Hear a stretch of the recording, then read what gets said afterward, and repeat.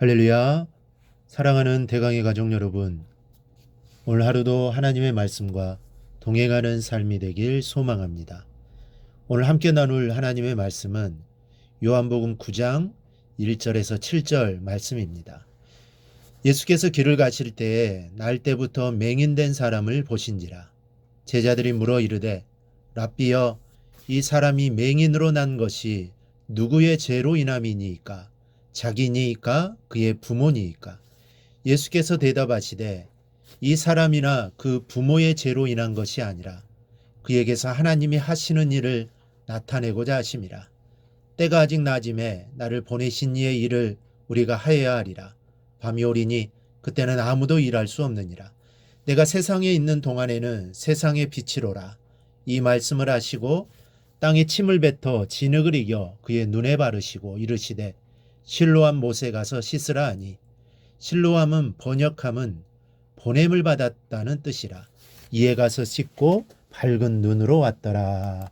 아멘. 예수님께서 보이신 수많은 기적의 역사가 있습니다. 여기서 우리가 주의해야 할 사항은 하나님의 기적이 기적에서 끝나는 것이 아니라는 것을 우리가 명심해야 합니다.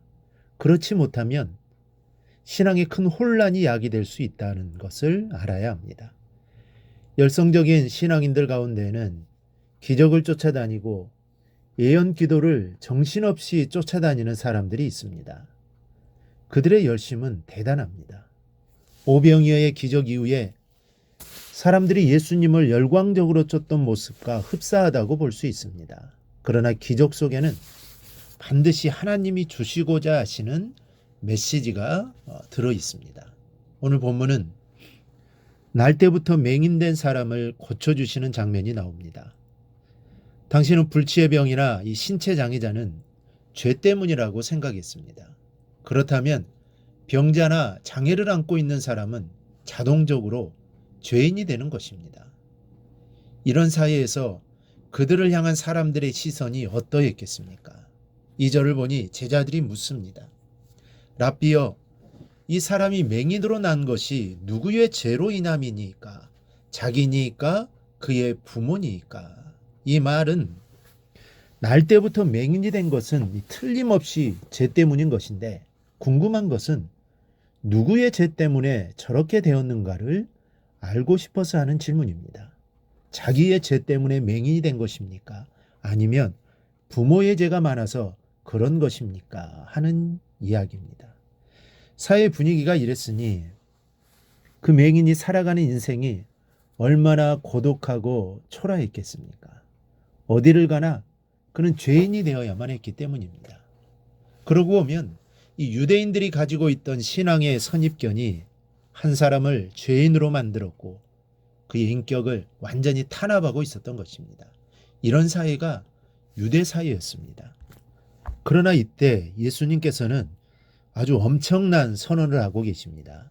이 사람이나 그 부모의 죄로 인한 것이 아니라 그에게서 하나님이 하시는 일을 나타내고자 하심이라. 이것은 그 시대를 향한 폭탄 선언이 아닐 수 없습니다. 죄로 인한 것이 아니다. 하나님의 영광을 위해서 그가 고난당하고 있다라는 얘기입니다. 실로 엄청난 말씀이 아닐 수 없습니다. 또한 이 말씀이 선포되는 순간 그 맹인은 자유를 얻게 되었습니다. 그는 사회로부터 자유를 얻었고 이웃으로부터 또 자기 자신으로부터 자유를 얻게 됩니다. 그런데 여기에서 주목해야 할 말씀이 있습니다.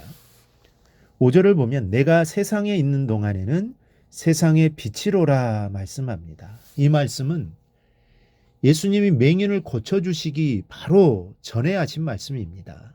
다시 말해서 지금 예수님께서 맹인의 눈을 열어주시는 기적을 베푸실 터인데 그 기적의 목적이 이 말씀에 숨어 있다라는 것입니다. 평생을 어둠에 살아온 사람, 정말 날 때부터 맹인이었으며 빛이라고는 전혀 본 적도 없고 빛이 무엇인지조차 모르는 사람에게 눈을 열어 볼 수 있게 해주는 이 역사에는 어두운 세상을 생명의 빛으로 밝히시는 바로 그분이 주님이시라는 것을 알게 하기 위한 목적이 담겨 있었던 것입니다. 오병이어의 기적에는 참다운 생명의 양식을 주시는 분이 주님이심을 가르쳐주고 있고, 오늘 맹인의 눈을 열어주신 기적에는 참다운 생명의 빛이 바로 예수님으로부터 주어진다는 이 메시지를 담고 있는 것입니다. 또 하나, 예수님 맹인의 눈을 치유하실 때 민간요법을 쓰셨음을 알 수 있습니다. 이 말씀을 하시고 땅에 침을 뱉어 진흙을 이겨 그의 눈에 바르시고, 이 고대 사회에는 침이나 진흙을 사용하여 가벼운 상처를 치료하곤 했습니다. 말씀 한마디만 하시면 눈이 열려질 것인데 왜 하필이면 침을 뱉어서 진흙을 이기고 그것을 눈에 문지르셨을까요? 그리고 오리가 되는 실로암 못에 가서 씻으라고 말씀하신 이유는 무엇일까요? 주님이 이렇게 말씀하신 것은 분명히 믿음을 시험해 보시고자 하셨던 것입니다. 상식적으로 볼 때 진흙을 눈에 바른다고 눈이 열린다고 생각하는 사람은 없습니다. 실로암 못의 수질이 1급수라고 해도 물로 씻었다고 앞이 보이지는 않을 겁니다. 그리고 굳이 이렇게 하지 않아도 됨에도 불구하고 이런 방법을 택하신 이유는 순종을 보시기 위함이었던 것입니다. 그런데 맹인은 예수님의 말씀대로 그대로 순종을 합니다. 오리를 걸어가는 동안 5만 가지 생각이 다 들었을 겁니다. 하지만 결국 말씀대로 순종을 했더니 눈이 열려 보게 되는 기적이 일어났습니다. 어쩌면 맹인이 실로암까지 가는 동안 마음이 심하게 흔들렸을 것이라는 생각이 듭니다. 여러분, 믿음이라는 것은 확신이 아니라 순종입니다. 하나님이 깊은 세계를 우리가 어찌 다 알 수 있겠으며 우리가 확신할 수 있겠습니까? 그러나 믿음으로 순종하며 나아갈 때 하나님의 놀라운 역사가 다가오는 것입니다.